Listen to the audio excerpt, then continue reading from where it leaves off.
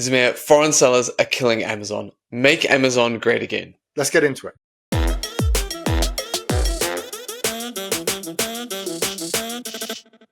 Ali, so we've seen Chinese sellers very much dominate in key categories with large, high volume, very much pulling that price lever on Amazon.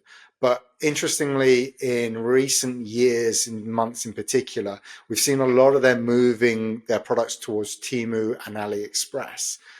In terms of Amazon, we very much feel that brand has become more important. I think this is kind of driven by the fact that a lot of sellers have received suspensions, like Amazon taking down the fake reviews, intellectual property infringement sort of like being pushed more.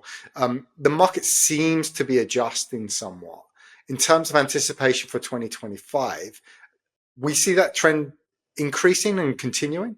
Yeah, I think so. And it's a bit unfortunate, but I think a lot of Chinese sellers don't have the best reputations on Amazon just because they're always the odd bad actors and they tend to have a bigger impact. And so people get these suspensions or there's a lot of black hat tactics that are employed. We don't really kind of see that changing because Amazon doesn't have a perfect way of resolving them. And sometimes the things they bring in to resolve these issues have big externalities elsewhere. Things like related accounts issues that ends up getting all accounts suspended when you're not really related and that kind of stuff. So we don't really see that changing. I don't think Amazon has a immediate response to that kind of thing. No, I agree with you there. I think that actually what we're probably seeing is a maturing, and particular large Chinese sellers now seem to be very much following the rules and dominating, not simply by pulling price, but also moving into a better understanding of brands. Equally, at the same time, I think those players who weren't as didn't intend to invest as much in brand or product seem to be moving more to those other platforms, so likes of AliExpress and Temu, where the regulations aren't quite as tight. hmm Yeah, and that whole market's a lot newer, which kind of ties into Amazon's kind of moves around Temu and how they respond to Temu as well, right? Yeah, well, I mean, they set up a lookalike one, which I think was just I mean, I think it was a fairly knee-jerk response. I don't think they really intend to take Temu on. I think the threat from Temu is quite limited. The funny thing is, so when we were at Amazon Accelerate last year, Temu had a whole lot of guerrilla marketing stuff going on in the streets around where the conference is taking place, giving away flyers and stuff, trying to get Amazon sellers onto their platform. But yeah, I don't really kind of see them as a immediate challenge because one, in the markets where they do dominate, there's a lot of entrenched behavior behind Amazon. Um, and also the delivery time. We always talk about Amazon customers being about a convenience shopper, but then there's other challenges they've got.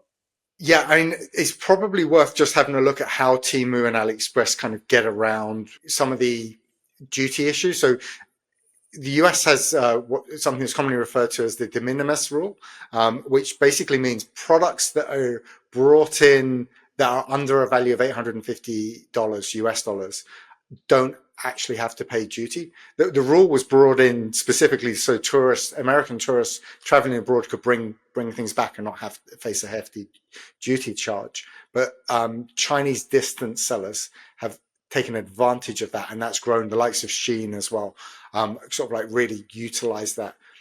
That's very different from Amazon. If you think about it, the Chinese sellers on Amazon, some of them are distance selling, but a lot of them are using FBA. That means that they have to import them and pay the duties on imports. So that's quite different. I think, as I say, it's probably worth just bearing in mind that there is a distinct difference between the two models. And that point, this comes back to that point you raised, that if you're buying off of Temu and these other platforms, the products aren't held in the US or the UK. These products are held in China and shipped later. So that delivery delay, if you like, that delivery promise, much more extended. Yeah, or just produced on demand, right? So I kind of get the feeling that with a lot of people, they have the expectation that you're going to order 10 products, two of them will be okay, the rest of them are going to be terrible, but you paid hardly anything for them. Yeah, and you don't have that same focus on social proof to understand it. I think that Mm. bit you mentioned about how manufacturing only happens after the audits was quite interesting. Temu actually leans into that and says like, Mm. right, it's only whenever we've sold X thousand units that we're even going to start manufacturing this. That's what it allows. So you can imagine from a Chinese manufacturer perspective, it's a really Great. strong proposal, right? Mm. Makes complete business sense. You don't even have to start production until you've got an order for 5,000 units. Yeah, exactly. But there's kind of like a bigger beast on the horizon. Well, not even, I'm just probably the wrong phrasing. There's another cloud on the horizon, right? Which is um, Trump's inauguration. We know he's very protectionist, and we know that he wants to protect US sectors. So there's legislation that potentially might come in, right? There is potentially, but my feeling is regardless, I don't actually think that legislation, and to an extent, potentially, I can see how they may want to bring that in, but fundamentally, my belief is that consumers, if you want quality and you want it now, you Mm. really, it's not the Chinese platforms that are going to deliver that for you. You're not going to So Temu, yeah. yeah, exactly. So Yeah. I actually think there's limited threat from those platforms anyway. But needless to say, I think if I'm a US citizen, I want everyone paying duty, and it does feel like they're kind of getting around that rule.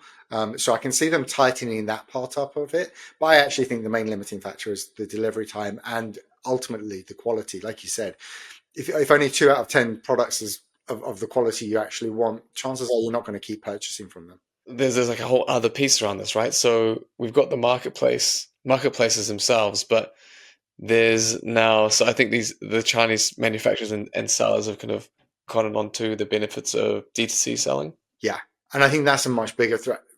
When I say threat and threat opportunity, I think it comes together. Ultimately, we know that when it comes to Amazon, it's moving much more towards brand and towards rewarding a positive customer experience.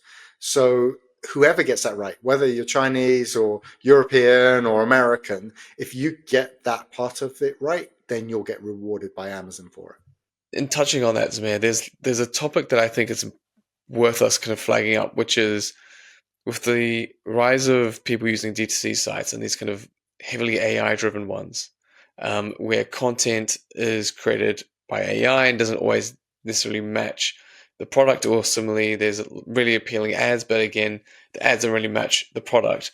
There's a risk in that. And I think it's worth us talking through that as well. Yeah, I think the problem there that we're seeing is it's really hard to understand that site isn't owned, or who owns that site.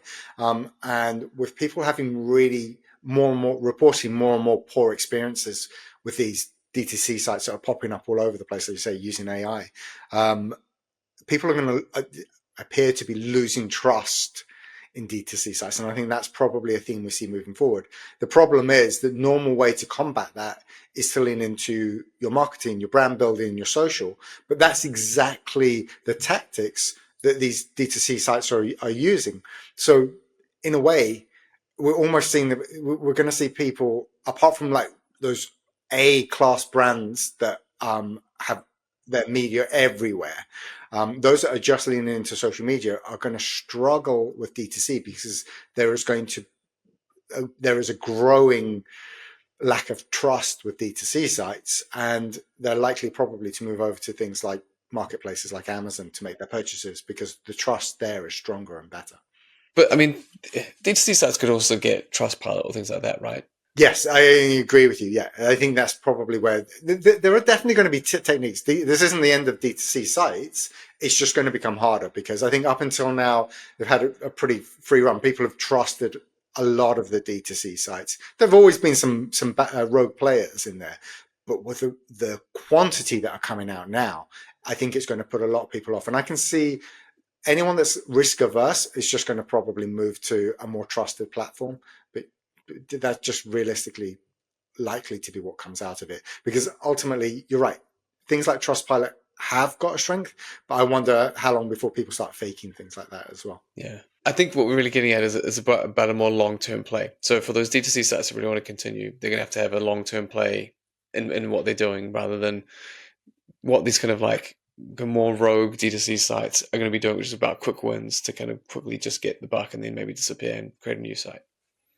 And I think it's also going to show that need to be across multiple channels, right? Just wherever customers feel comfortable purchasing you, you're visible for them.